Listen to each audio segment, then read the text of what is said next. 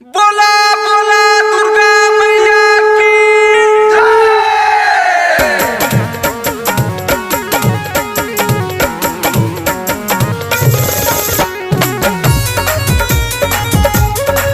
मेला में आए हुए सभी भक्तजन से निवेदन है कि अपनी सामान की सुरक्षा स्वयं करें, भीड़ ना लगाएं, आगे बढ़ें। नवमी के मेलावा में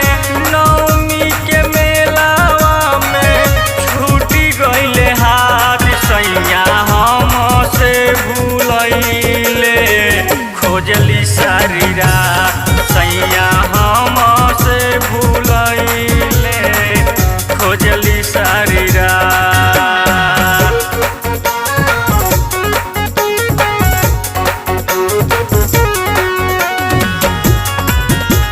लाइन से आइए, प्रसाद लेते रहिए।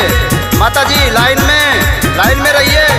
पंडित जी से जाप करवली नरियल चढ़वली कौनो न फायदा भइल नाम बोलवली।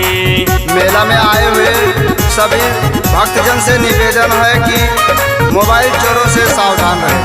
पंडित जी से जाप करवली नरियल चढ़वली कौनो न फायदा भइल नाम बोलवली। टेंशन में करे लागल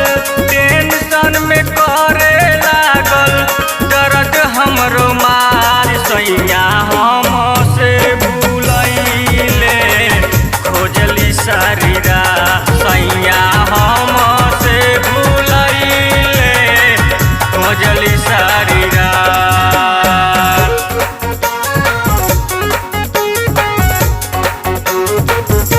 दुर्गा पूजा समिति के अध्यक्ष कमलेश सिंह चौहान से निवेदन है कि पीछे से लाइन टूट रही है, कृपया ध्यान दीजिए। शैलेश सकल पिया पान बनी भोला मथवा पर पगड़ी एगो ले बाने झोला।